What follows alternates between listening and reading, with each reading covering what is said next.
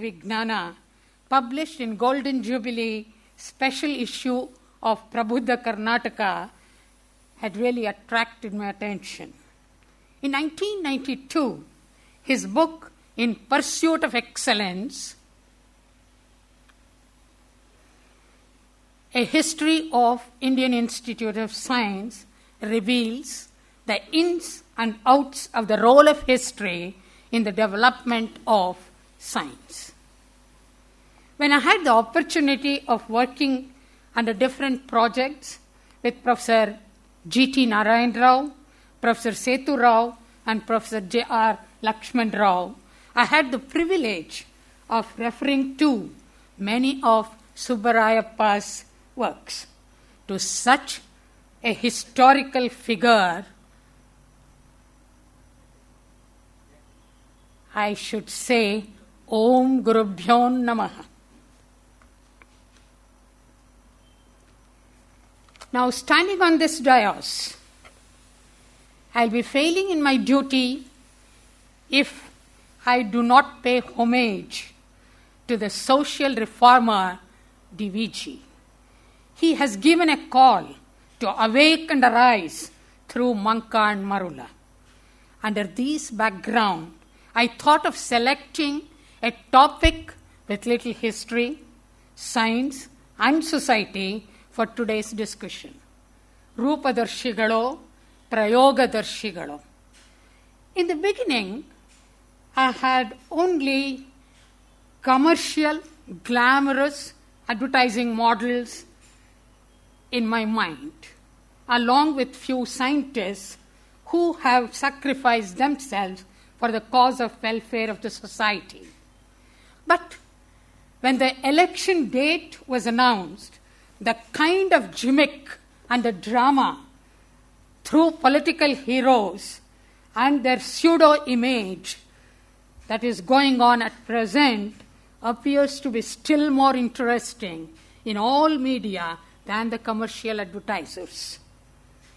And DVG's comment on pre-independence administration equally holds good even after 100 years, though we are in the post-independent period.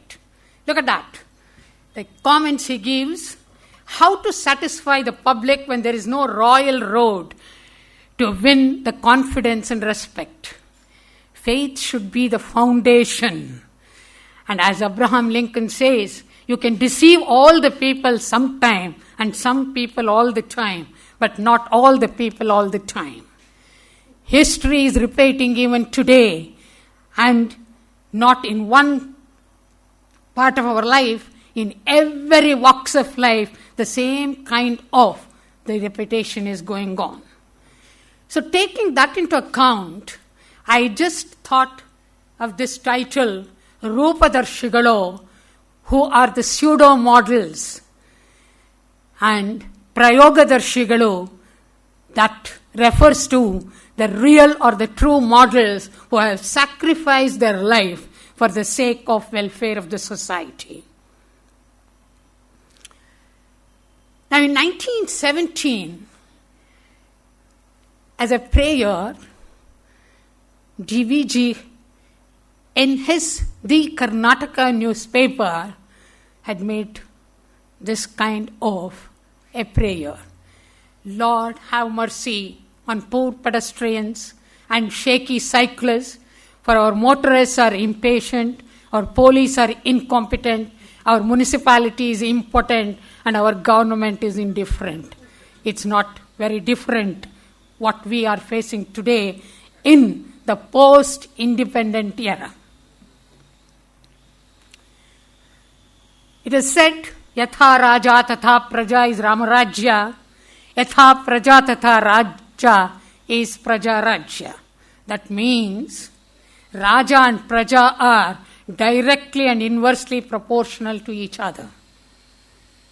If that is the case, the so-called society is ever stagnant, and can you expect any kind of a progress in such kind of a society if we are made for each other? But yet, the doors of wisdom are never shut. There may be hundreds of lies, but you have to dig out what is the real truth in it, and that the choice of selection is ours. A life devoted to science is therefore a happy life, and its happiness is derived from the very best sources that are open to dwellers on this troubled and passionate planet. This is what the great writer Bertrand Russell says. And the tragedy is the wise men don't need advice, but fools do not take it. This is what Benjamin Franklin long back had told. And we are like the Gandhiji's three monkeys, where we live in na bura dekhne ka, na sunne ka, na bolne ka. Bas, we are just ready to do any kind of a misuse of the entire situation. And there are two different sects in the society. One, believing that everything is in our culture and everything is said in Vedas, Puranas, Upanishads, and so on and so forth. And this kind of a claim, whoever does it, just to give an example, when the transplantation experiment and the test tube baby became very popular, some people started saying that in Puranas we already had all these. The very birth of Agastya and very birth of Kauravas are nothing but the test tube concept. And the birth of Ganesha is a transplantation. When we knew everything, why we did not try is a big question. And digging whatever has happened and correlating that we knew earlier is one sect.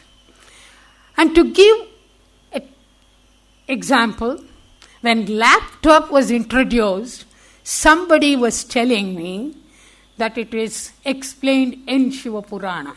And we were wonderstruck. What is this laptop concept that he is referring to? And he said, Shiva has having one on lap and one on top. That is laptop concept. If that is the kind of projection that we make of Vedas, who can believe? But I am not denying that there is no science. But we have to project it in a proper perspective, and that is in our hands. And the other extreme is that scaring for everything. And recently we have experienced this when blue moon, the red moon concept and the total lunar eclipse is there. Just 1 month before, in all the media, they started scaring the public, stating that the earth is coming to an end. And is this the kind of making use of our early or ancient literature and projecting a false kind without a full proof is genuine? Then we have to think about this, how exactly the Vedic culture has to be projected in a proper perspective way. And if you just take into account each and every part of our body, at a cellular level or at an organ level, they all do a perfect work in coordination. But when it comes to the wholesome ideas, we fail. And K. Harish gives a beautiful account of what we are and how much we know. ಧೂಳು ಬಿದ್ದೊಡನೆ ಮುಚ್ಚಿಕೊಳ್ಳಲು ಕಣ್ರೆಪ್ಪೆಗೆ ಗೊತ್ತು, ನೀರನ್ನೊರೆಸಿ ಧೂಳನ್ನು ತಳ್ಳಲು ಕಣ್ಣುಗಳಿಗೆ ಗೊತ್ತು, ಕಾಲಿಗೆ ಚುಚ್ಚಿದರೂ ಮುಳ್ಳು ತಕ್ಷಣವೇ ನಿವಾರಿಸಲು ಕೈ ಬೆರಳುಗಳಿಗೆ ಗೊತ್ತು, ತರಚಿದಾಗ ಚರ್ಮ ಬಿಳಿಯ ರಕ್ತಕಣ ನುಗ್ಗಿ ಪೊರೆದುಕೊಳ್ಳಲು ಗೊತ್ತು, ನಾವು ನಿದ್ರಿಸಿದರೂ ನಮಗಾಗಿ ಮಿಡಿಯಲು ಪುಟ್ಟ ಹೃದಯಕ್ಕೆ ಗೊತ್ತು, ಯಾವ್ಯಾವ ಕಾಲಕ್ಕೆ ಏನು ಮಾಡುವುದೆಂದು ಕಣಕಣಕ್ಕೂ ಗೊತ್ತು. ಆದರೆ ನಿಖರತೆಯ ಕಣಕಣದ ಇಡಿಯಾದ ನಮಗೇನು ಗೊತ್ತು? I am showing in this slide the closest relative of us, the chimpanzee. And can you just believe that we share about 98.4% of the genetic material with this creature or with this ancestor? And they have a wonderful kind of a curiosity in learning, which human beings lack. And to give a simple example, whenever these animals getting infected with certain worms, they take two different varieties of medication. And that is a physical medication and a chemical medication. And whenever it is a physical medication, they use a particular plant called Aspelia mosambiensis. And whenever they make use of the leaves of this particular plant, they roll it and swallow without chewing the leaf.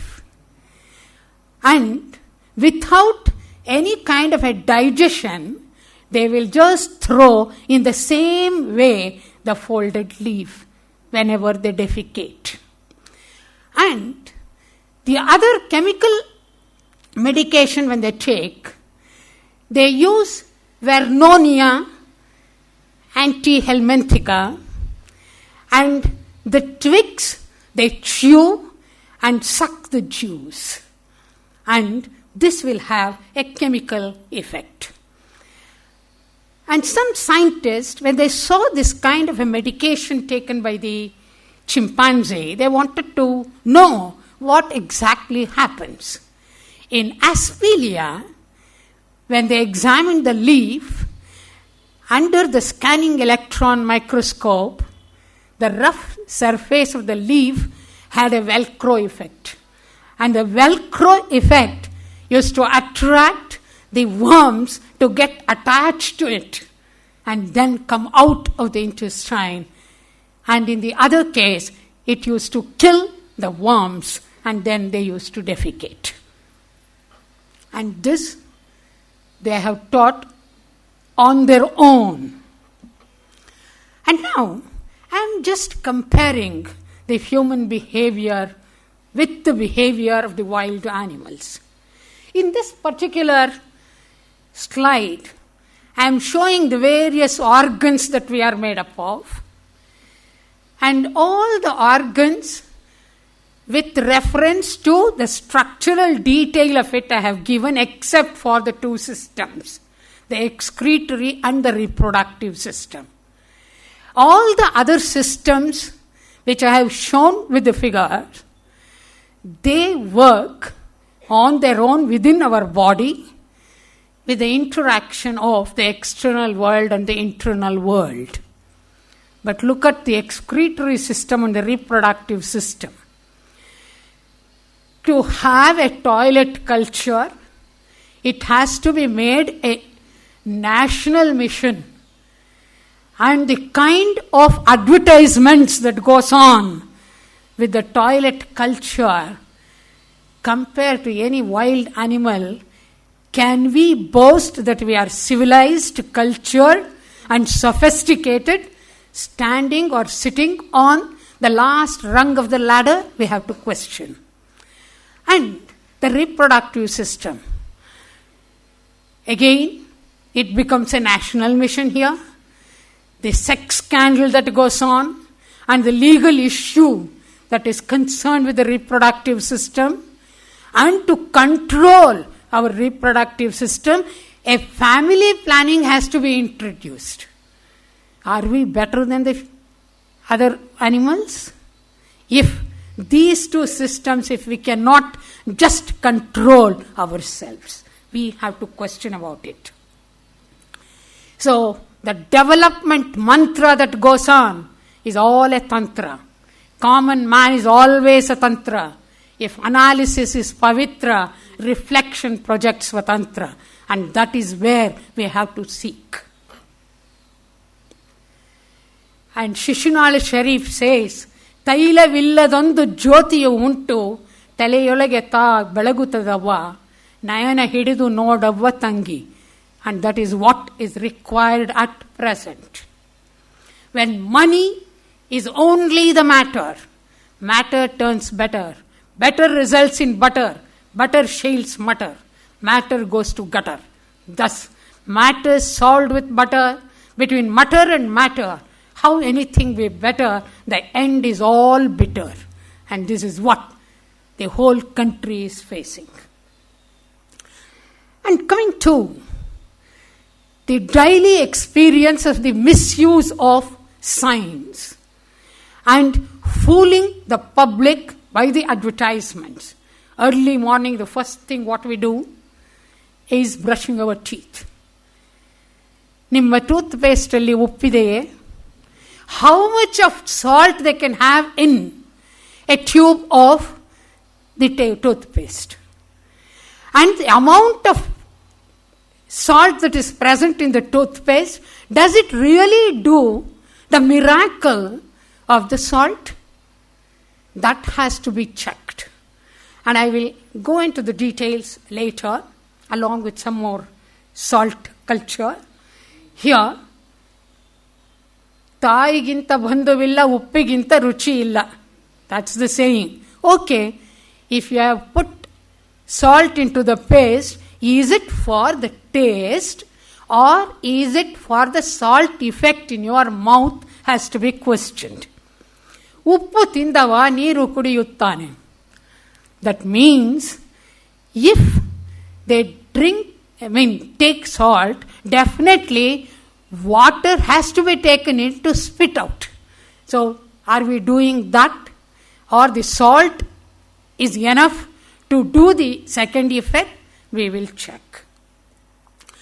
And the other viral announcement that was made in all WhatsApp was, while buying a toothpaste, you must be very much concerned with the kind of tag at the posterior end of the toothpaste is given with a color code, that black, red, blue, etc. at the, I think you can easily make out.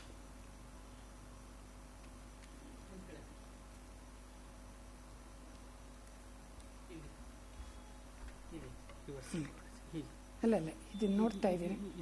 Okay okay ಇಲ್ಲ ಬರ್ತಿಲ್ಲ.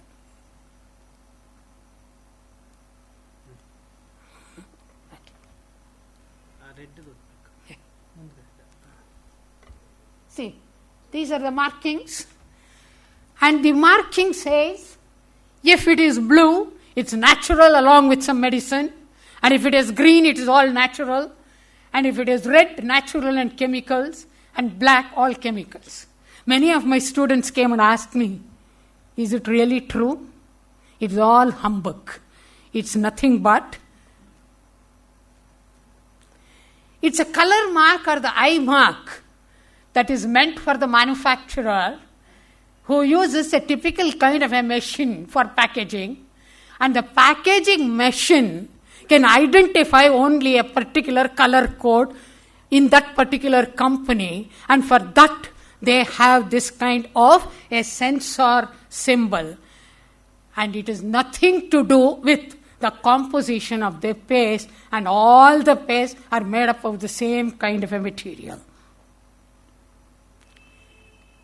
Now, what is that I am talking about? Science? What kind of a science? Why I am saying all this is science? Where is science in this? And how we can correlate science in all these examples? Are we really seeing science?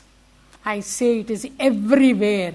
because we have to have a scientific thinking whenever we hear something. So now, if you just look at the number of cells that human body is made up of, it will be about trillions of cells. And in that trillions of cells, about 9 times more than the total number of cells that we are made up of, we can harbor the microorganisms in our body, because each cell can accommodate more than 1,000 microorganisms. And if all these microorganisms has to be get rid of, there are different methods, and all microorganisms are not harmful, some are beneficial also. And many a time a question comes, when all wild animals, they are not brushing their teeth, why only human beings have to brush the teeth? Mainly because we are the only ones who are long-lived. Because there is lot of time for the microorganisms to get established very well, because we live for longer time. So we have to clean our mouth and the teeth if we have to survive for a longer period. And some companies make a trick of the trade. They used to give some swabs or some strip of paper. And they used to use the indicator, which we call it chemically as litmus.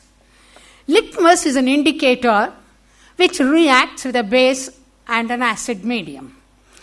Whenever a red litmus reacts with a base or an alkali, it turns blue, and a blue litmus in an acidic medium turns red. This is a very simple chemical reaction.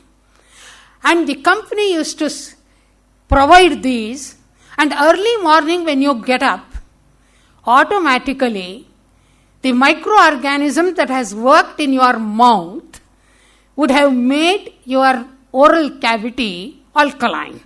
When you put the red litmus, it automatically turns blue. But when you wash it, it will be neutral, and immediately after washing, when you put, there won't be any reaction. And when you have just secreted your saliva, saliva is slightly acidic, and the acidic medium turns the blue litmus red. Taking this into account, they used to fool the public for the buying of a particular manufacturer's toothpaste. And now coming to the salt effect in our mouth. The amount of salt in the paste does not do anything in the mouth, but instead, salt is a very, very common ingredient in our kitchen. You can just take a pinch of salt, wet your brush, dip it in the salt and brush. It will have a better effect than the toothpaste with salt, because the microorganisms, whenever they are exposed to a highly concentrated kind of a salt medium, automatically the water content from the cell comes out. It's a simple kind of osmotic reaction.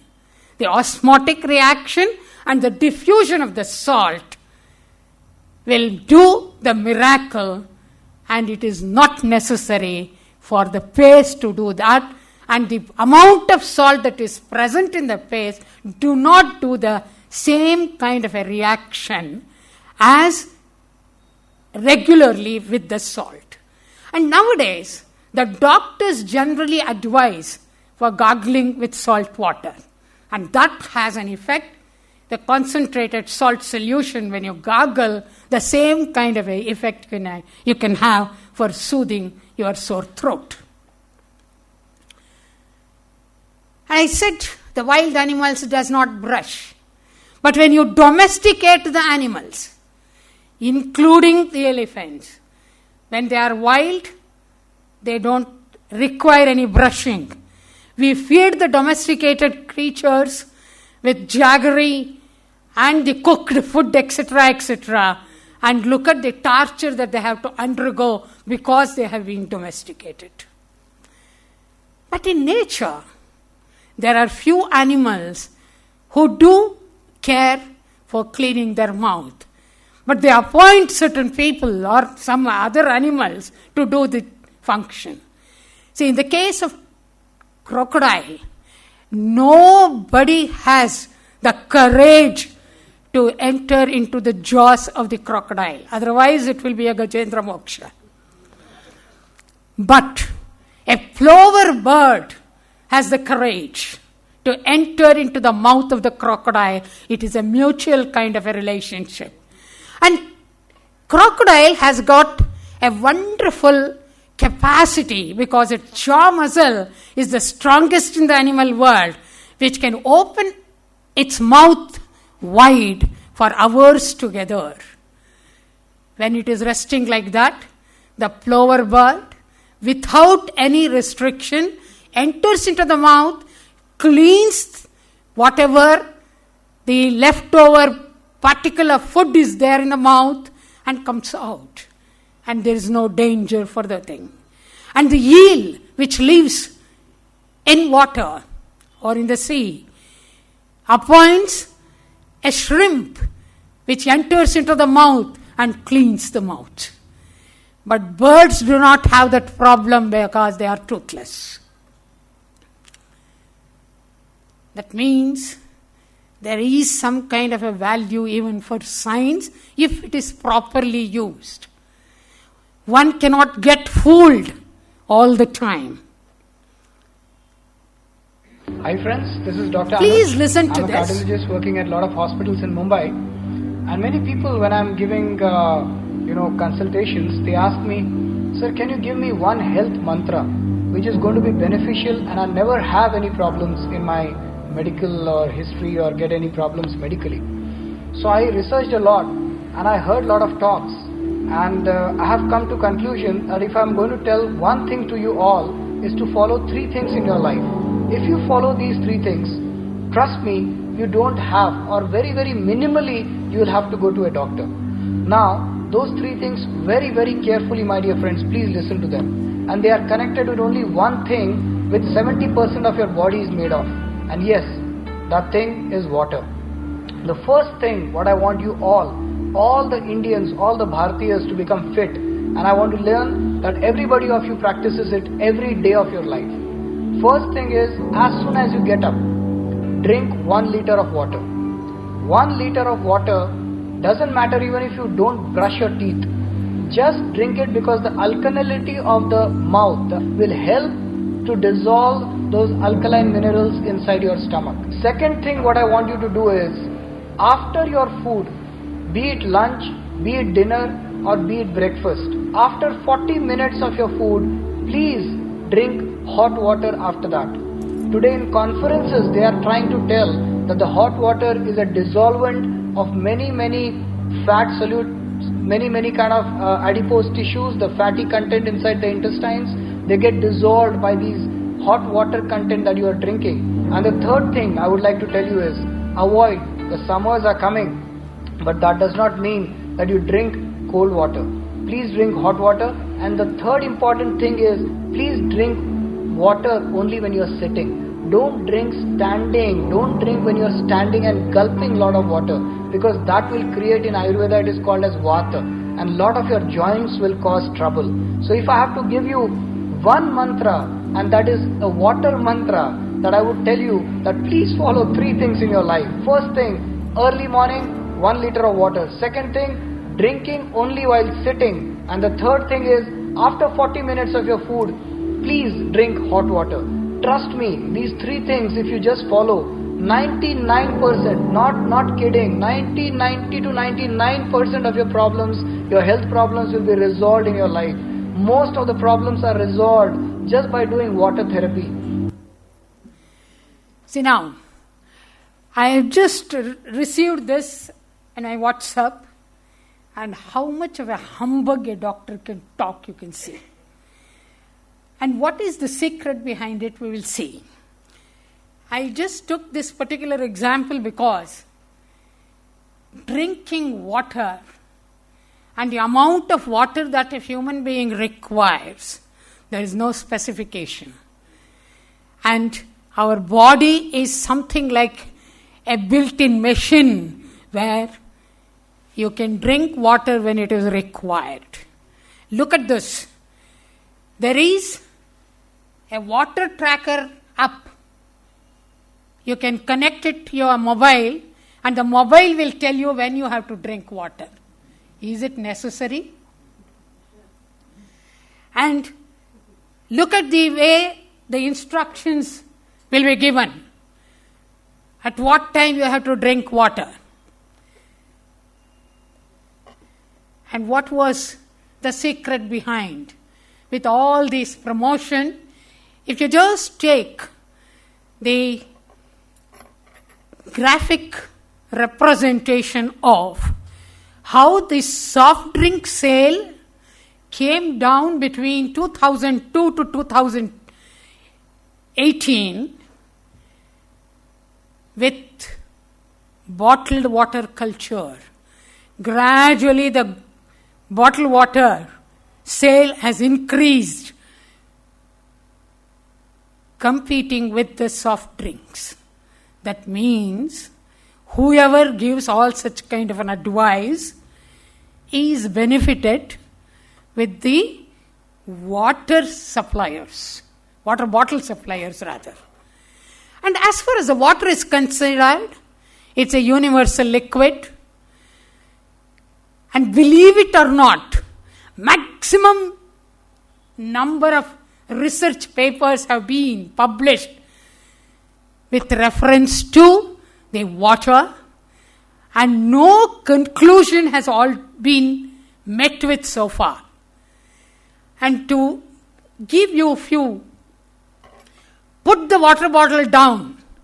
Journal of American Society of Nephrology publishes one paper like that, and again the same magazine, drink 8 glasses of water a day to protect the kidneys.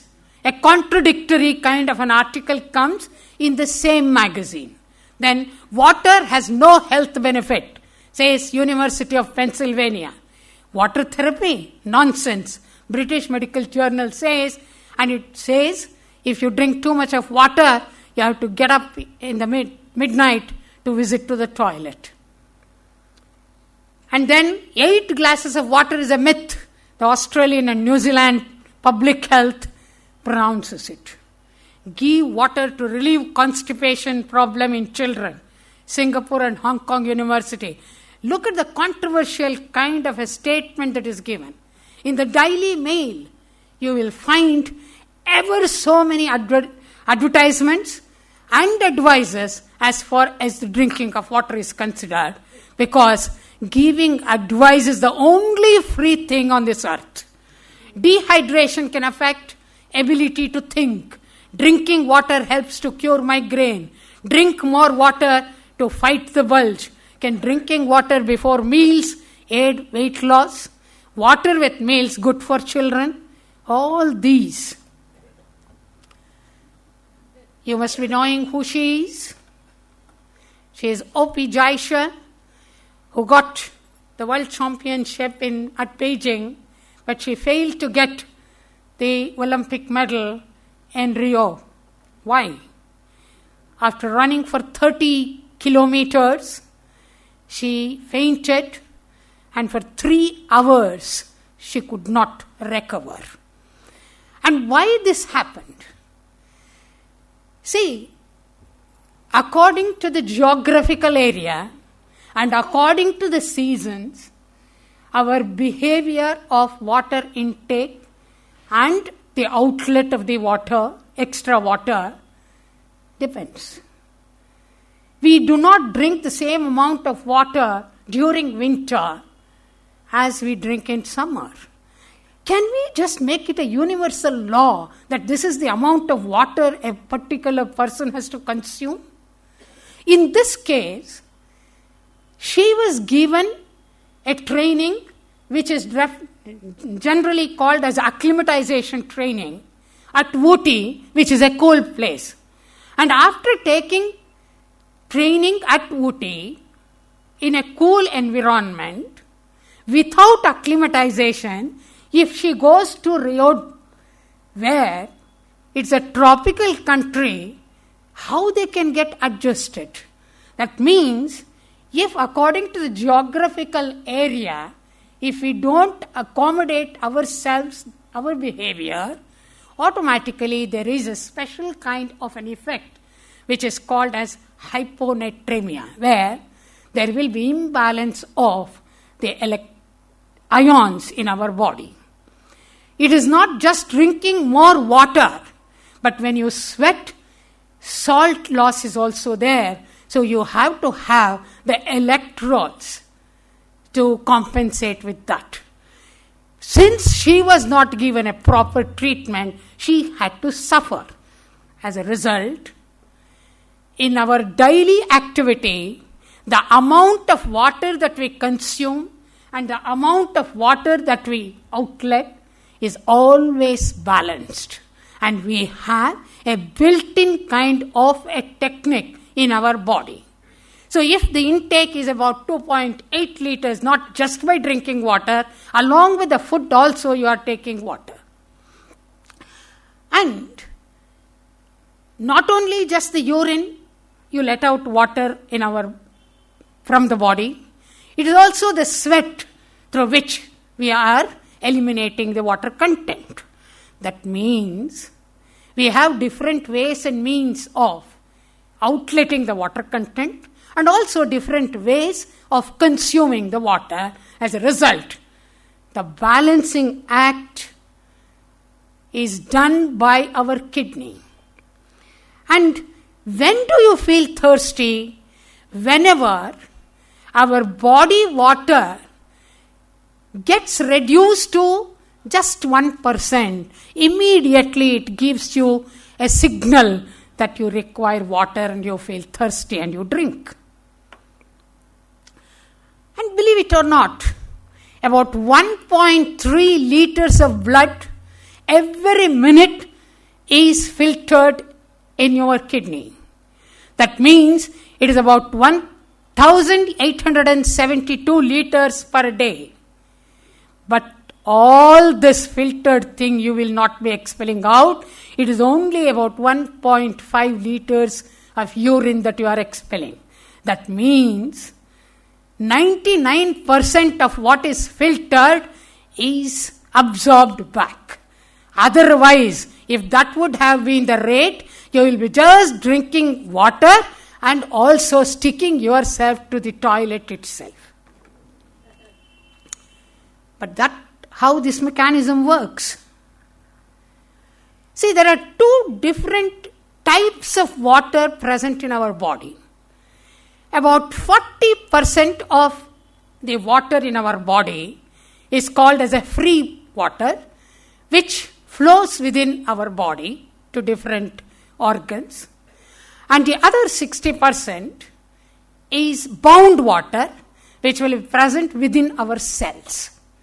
And this bound water will not be thrown out. It is only the free water which has the homeostatic or a balancing act. And to maintain this, the hypothalamus plays a great role. The hypothalamus is a special organ in the brain which secretes a particular hormone called antidiuretic hormone. When the water is in a balanced form, this antidiuretic hormone is not secreted. But whenever the water level goes beyond 40%, automatically there will be an instinct given to the urinary bladder to urinate. And when it goes below 40%, automatically you feel thirsty, you drink water. During which period, the hypothalamus secretes the antidiuretic hormone, which makes the kidney to absorb water, whatever the amount is required by the body. If that built-in process is there, do we need any kind of an advice for consuming water and the specific time for drinking water, or a special advice at what time you have to consume water? You can control the consumption of water as it requires. Can you just believe there are few people who are allergic to water? And it is just a small percentage, maybe about 35 in the whole population, you will get this kind of aquagenic urticaria. This particular lady from Britain is having this kind of a problem with her tears, with her sweat. She will have the allergic problem on her skin. If that kind of a disease or allergic problem is there, it is very, very difficult to manage with the minimum amount of water. She won't drink water at all. She is managing only with the little water that she consumes along with the food. And now, to promote AquaGuard, look at this kind of a teaching that we are doing in the schools. The children are asked to grow a particular seedling and bring it, and this is done in a conical flask or a test tube. And he uses RO water for growing the plant, and it grows very well, they say. If this has to be taught to the students, can we provide for all the vegetation that we are growing on land the RO water? And is it the kind of teaching that we have to do for the kids? We have to teach what exactly is the distribution of vegetation on the geographical basis, and how the vegetation helps in the cycling of the water, and how rainwater we are getting. All these processes, through a simple experiment, you can demonstrate to the students instead of asking them to grow the seedling in RO water. Suppose there is a pool nearby, and if there is a irrigated land, can we not make use of this water? Instead, are we to use the filtered water? If that kind of a culture is taught in the schools, how a student can learn the complete process of water cycle. And yesterday, BBC has given the kind of drought in different parts of the world, how we are going to face. And Bengaluru has been listed that we are going to have shortly the water drought. And if we start filtering water even for the thing, and in the other way, to conserve water, you just make a propaganda that you have to recycle water. The water that you use for washing the vegetables, you use it for plants and all that. And have we to use this or that? So this kind of a contradictory kind of a statement, if it is given to the students, what they have to accept.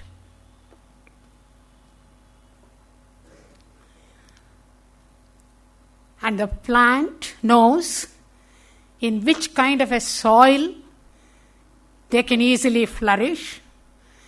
And based on the nature of the soil, you can select the variety of plant. There are plants that can grow in mangrove area.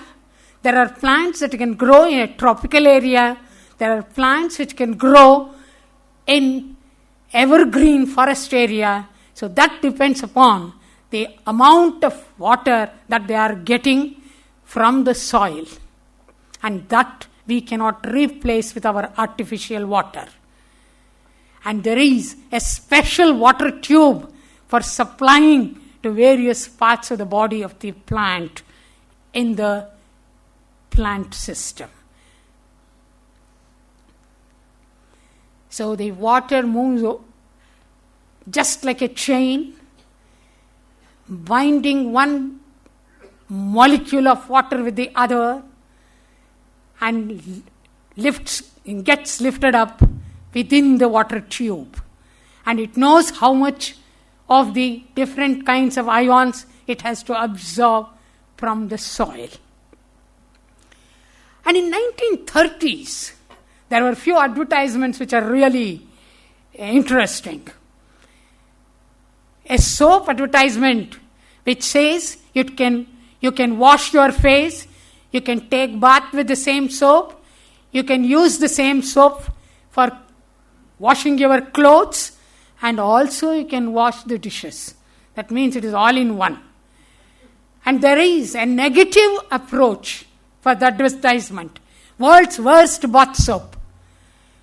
But the same soap is very good for hand wash. So there it is all in one. Here there is different kinds of soaps for doing different things. And this is another advertisement. If you drink something, your kid will be taller, stronger, and sharper. And just wearing a white coat, if he says, automatically people are getting fooled. The tallness is nothing to do with the food that you consume. It is a genetic factor. Maybe a nutritious food can keep you healthy, and the good nourishment will help in the growth, but it will not make you taller. So you must be aware of such kind of the advertisements with false hopes for the sake of marketing. And of course, the oil has a wonderful kind of advertisement nowadays, talking about the good cholesterol and the bad cholesterol. And the good cholesterol will help you in maintaining your health, and a bad cholesterol will help you in developing the angina. And what is this good cholesterol and bad cholesterol? It is nothing but a saturated and an unsaturated kind of a fat that we consume. If it is a saturated fat, automatically it will have an affinity in the blood vessels to get stuck to the wall of the vessel.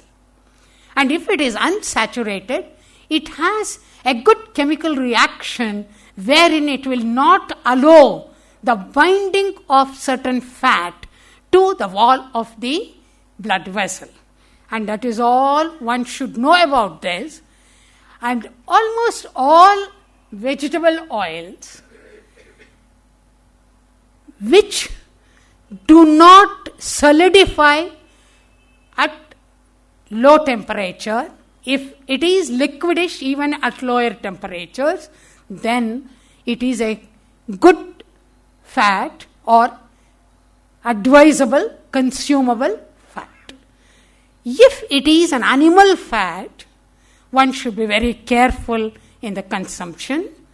But among the animal fat, the butter and the milk will provide the kind of triglycerides that is required by the body, and that can be taken.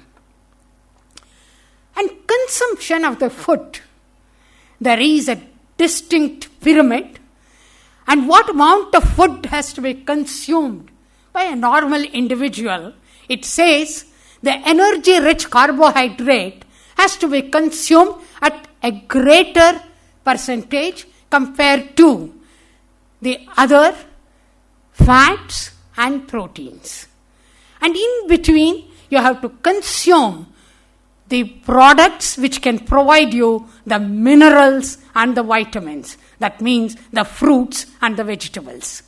So if you follow this kind of a pyramid, according to your body constitution, you can just manipulate the amount and easily control your health. Consuming too much without any activity, it will imbalance. And consuming too less with too much of physical activity, again imbalance. And consuming the amount, what is required by the body, and what is the kind of physical exercise that you have will keep your body in balance. And all these people, without using the product, they project what it is.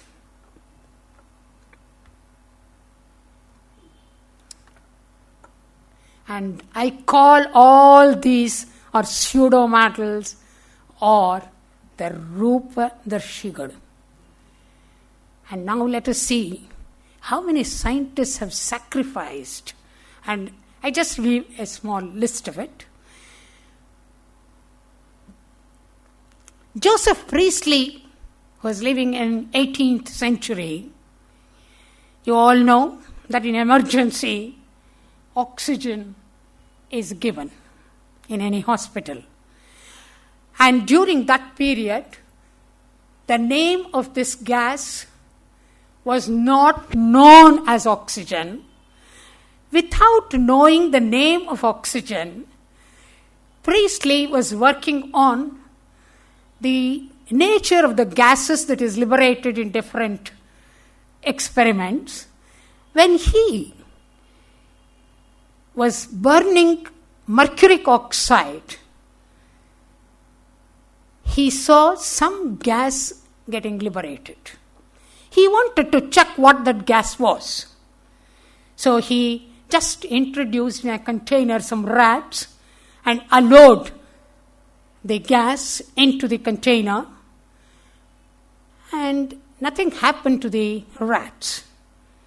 But he could not make any conclusion of what it was. And he wanted to check on himself what exactly happens to the gas that is getting liberated. So, through a pipe, he puts the gas into his mouth. And suddenly he feels so relaxed. And he feels that his chest being relaxed. And he feels so happy. And immediately he utters that this particular gas, I don't know what it is, but it would definitely help the future society. If somebody is having any problem with their breathing, this may help. And after that, it was come to know as oxygen. And now you know the role of oxygen. He conducted an experiment to see what are all the gases that are present in the air, because they knew that air is a mixture of gases. Through this simple experiment, he could show that both plants and animals together can live in a better atmosphere than the plant alone or the animal alone, because there is an exchange of gases, of carbon dioxide and oxygen between these two living worlds. And another kind of a disease is pellagra. This is a vitamin deficiency disease. And in South Carolina, that is in South America, the south of USA, in 1914, it was a big issue. And that's how the pellagra work started in 1914. And recently in 2014, the 100th anniversary of the war on pellagra was celebrated. And who was behind this? It was Dr. Joseph Goldberg, an Hungarian doctor who was appointed to find out the cause or the reason for the pellagra. And whoever suffers from pellagra, it's a dreadful kind of a disease that affects the skin first, and it is generally called 4Ds, which is called as it affects the brain, causing dementia, it affects the skin with dermatitis, and it affects the digestive tract, leading to diarrhea and ultimately death. Thus, the government had to take a better precaution for this particular disease. But many doctors thought it may be due to poor diet. Some said maybe it is due to poor sanitation. And some said maybe it is food poisoning, etc., etc. But it was Goldberg who said, it's not any of these, but it may be a thing which a person is not consuming. That means he is having a deficiency of vitamin 3 in the diet that he was taking. And he started taking the statistical account of the dietary habits in different population, and he found those population who were eating only the corns and the corn product were having this kind of a defect. When it was a nutritious food the population was having, there was no problem of this particular symptom. Then he wanted to prove that it is not a contagious disease. And what did he do? He just took the blood from a pellagra patient, injected to him, and nothing happened. He injected the blood from the patient to his wife, nothing happened.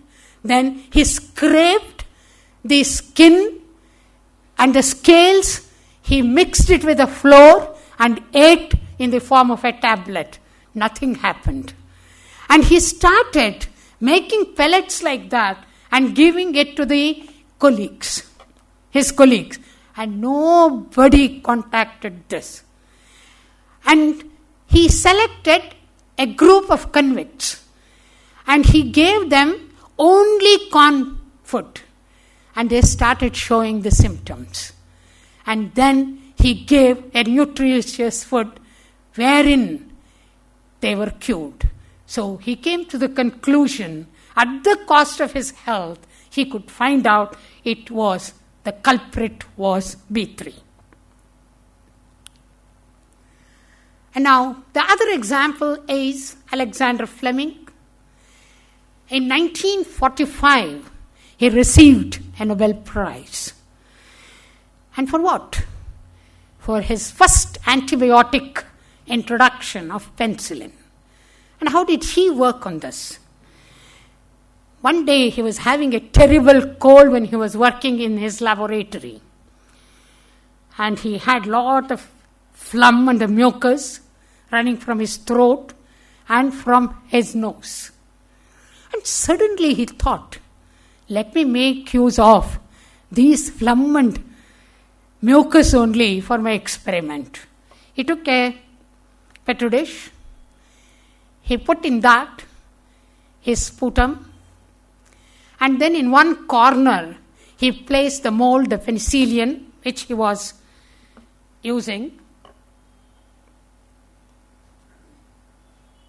See, the whole area was with the mucus. Wherever he had put the mold, there was no growth of the bacteria. And wherever it was not in contact with the mold, the bacterial growth was there. He was astonished to see. But the world did not agree. But later, somebody read about this, his publication, and then all the three, Boris, Walter, and Fleming, shared the Nobel Prize for the penicillin. And the penicillin played a great role during World War But later, it is not a common kind of antibiotic because people can show some kind of allergic reaction even to penicillin. For that matter, any antibiotic will have this kind of allergic reaction. And another person whom we can just appreciate for experimenting on himself for the sake of the introduction of the stent, which is very, very common nowadays. And this particular person, Frossman, a German, in 1929, he conducted an experiment on himself. And after the experiment, he wrote a book, Experiments on Myself, in which he had introduced a catheter through the vein of his arm to see whether he can reach the heart. And he was very young as a doctor, and all his seniors started scolding him for doing such an experiment, and they debarred him from the cardiology department. Later,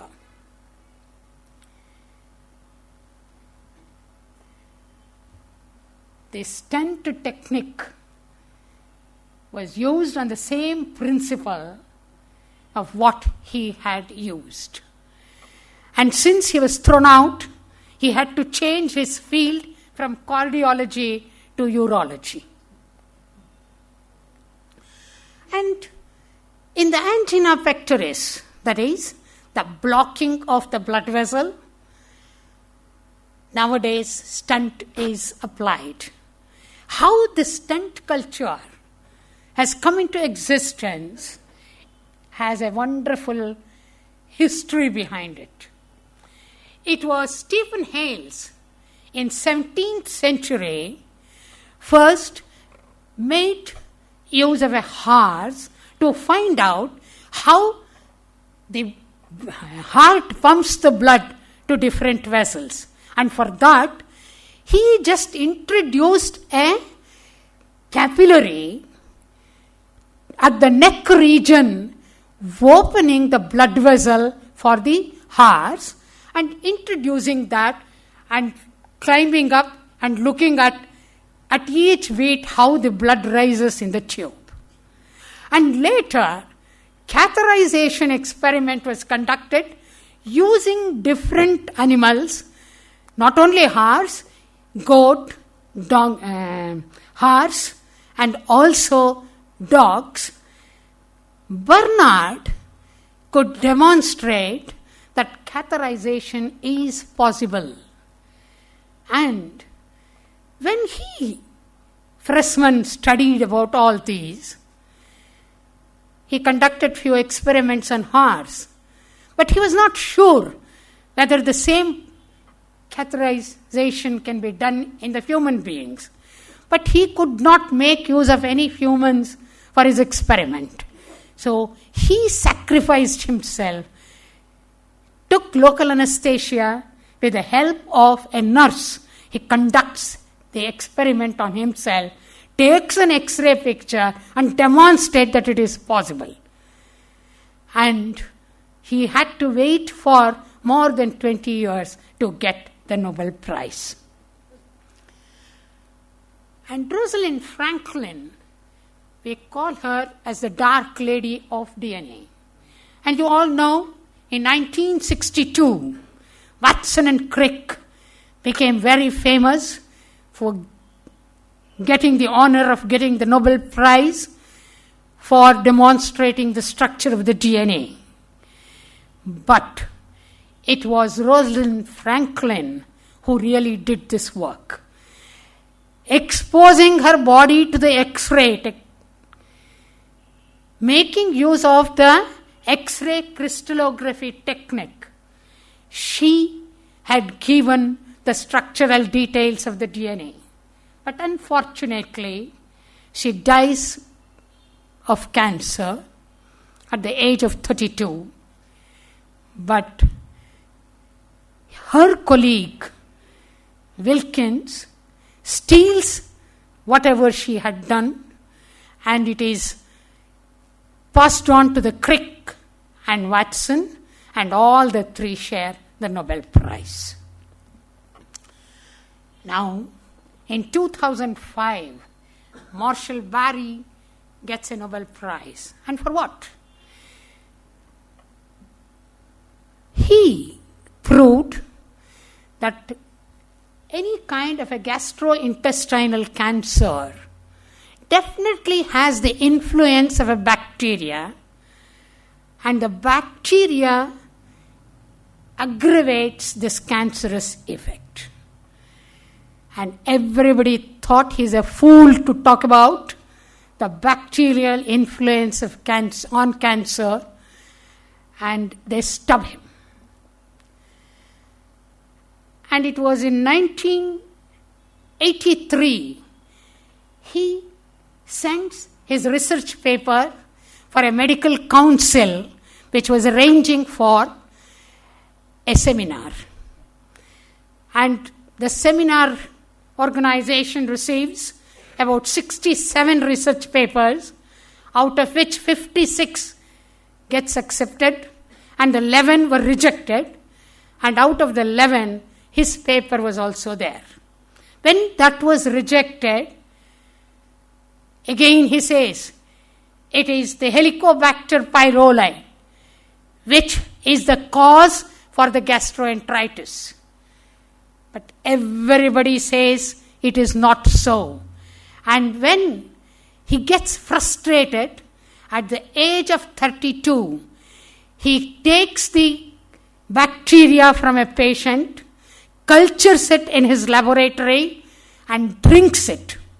And he gives an instruction to his assistant, if something happens, you just give me these treatments. All the treatment description he would have given. After 7 days, he waits, nothing happens, he'll be hale and healthy. After a week, gradually he starts getting the signals. Then he takes medicine and gets cured. So when he drinks the thing and nothing happens, he was astonished. And then he thought, maybe whatever the others are saying must be true. But when he realizes that it is whatever his assessment was really true,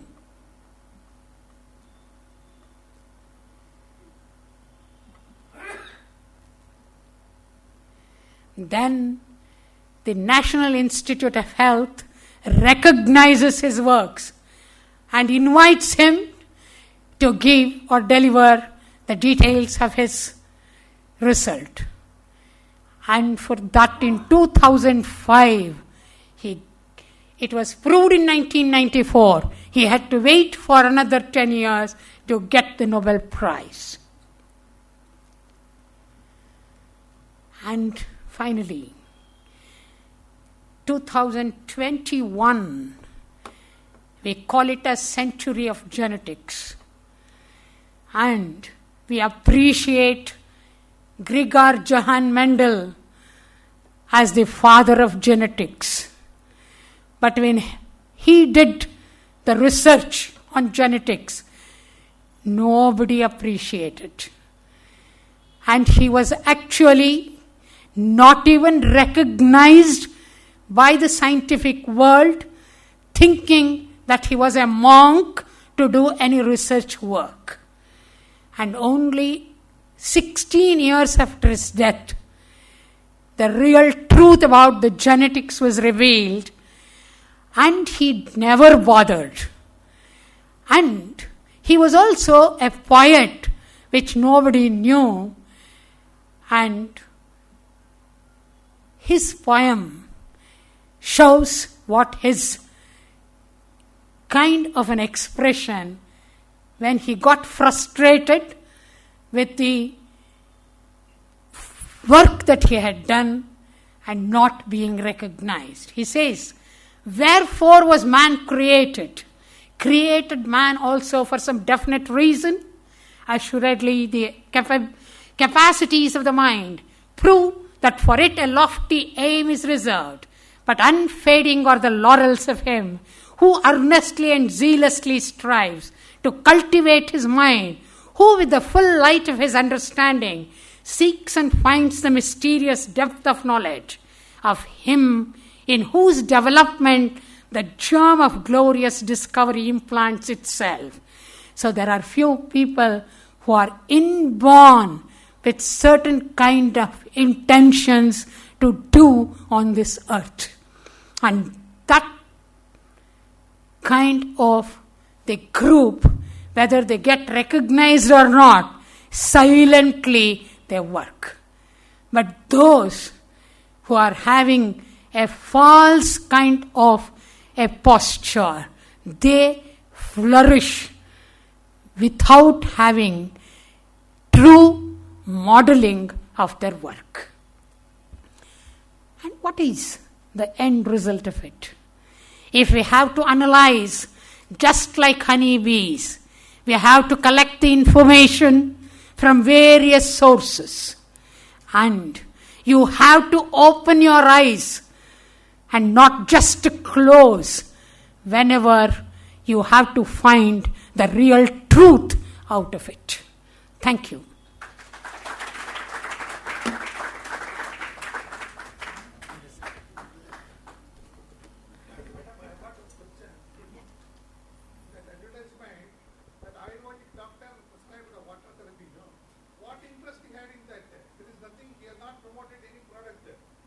No. He says, come to drinking water cures you 99%. And you have to take water in a specific manner and all that. And my idea here is, instead of just giving like advice, because we have I wanted to show that we have a built-in mechanism in our body. There are several kinds of advice that you can get. But what suits you better, you have to take it. But he did not have any personal interest in that advertisement. Personal interest means how they can fool you. Can just water therapy can keep you. And then he says, hot water if you drink, it dissolves your fat. Dissolving of the fat is nothing to do with the hot water. When you consume hot water, it is not in the same fashion the hot water works in your body.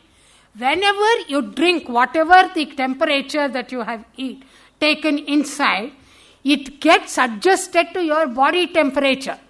If somebody says drinking hot water and solving your problem of fat and it works on adipose tissue, can you believe? It is not. It's not science. Drinking hot water and dissolving your fat, if that would have been very easy, nobody would have had the problem of this kind of obesity. So, this is a wrong kind of information that is passed on.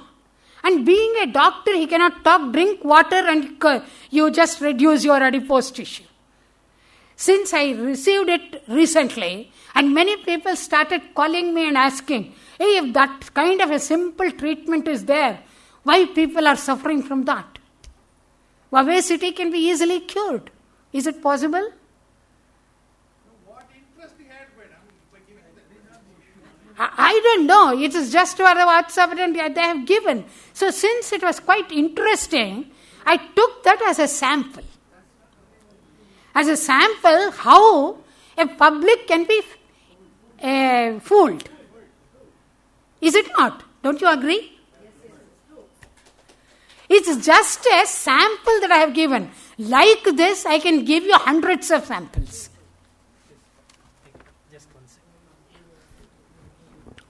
ಸ್ನೇಹಿತರೆ,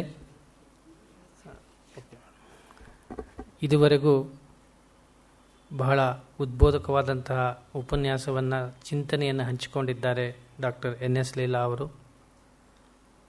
ವಿಶೇಷವಾಗಿ ತಿಳಿಸಬೇಕು ಅಂದರೆ, ಸಮತೋಲನದ ಮಹತ್ವವನ್ನು ತಿಳಿಸಿಕೊಟ್ಟಿದ್ದಾರೆ ಮತ್ತು ವಾಸ್ತವದ ಸಂಗತಿಯನ್ನು ನಮ್ಮ ಮುಂದಿಟ್ಟಿದ್ದಾರೆ.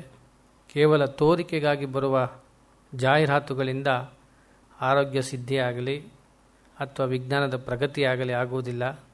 ಅದರ ಹಿಂದೆ ಸುದೀರ್ಘ ಕಾಲದ ತಪಸ್ಸು ಅನೇಕರಿಂದ ನಡೆದಿದ್ದನ್ನು ನಮಗೆ ವರದಾನವಾಗಿ ಕೊಟ್ಟಿರ್ತಾರೆ. ಇದನ್ನು ಏಕಾಏಕಿ ಎಲ್ಲವೂ ಸರಿ ಅಂತಾಗಲಿ ಅಥವಾ ಎಲ್ಲವೂ ತಪ್ಪು ಅಂತಾಗಲಿ ವರ್ಗೀಕರಣ ಮಾಡುವುದು ತಪ್ಪಾಗುತ್ತೆ. ಹಂಸಕ್ಷೀರ ನ್ಯಾಯ ನಾವು ಅನ್ವಯಿಸಿಕೊಂಡು ವಿವೇಕಯುಕ್ತವಾಗಿ ಯಾವುದನ್ನು ಸ್ವೀಕರಿಸಬೇಕು ಅನ್ನೋದನ್ನು ತಿಳಿದಾಗ ಮಾತ್ರ ನಮ್ಮ ಬದುಕು ಬಹುಶಃ ಹೆಚ್ಚು ಸುಧಾರಿಸಬಹುದು. ಆ ನಿಟ್ಟಿನಲ್ಲಿ ವಿಜ್ಞಾನ ಮಾನವನ ಬದುಕಿಗೂ ಕೂಡ ಸಹಾಯಕಾರಿ ಆಗಬಲ್ಲದು ಅನ್ನೋದನ್ನು, ಅದರ ಎರಡು ಮುಖಗಳನ್ನು ಕೂಡ ನಮಗೆ ಪರಿಚಯಿಸಿ ತೋರಿಸಿಕೊಟ್ಟು ಉಪಕಾರ ಮಾಡಿದ್ದಾರೆ. Dr.N.S.Leela ಅವರಿಗೆ ದತ್ತಿಯ ಆಯೋಜಕರ ಪರವಾಗಿ, ಸಂಸ್ಥೆಯ ಪರವಾಗಿ ಹಾಗೂ ತಮ್ಮೆಲ್ಲರ ಪರವಾಗಿ ಹೃತ್ಪೂರ್ವಕ ಕೃತಜ್ಞತೆಗಳನ್ನು ಸಲ್ಲಿಸ್ತಾ ಇದ್ದೇನೆ. ನಮಸ್ಕಾರ.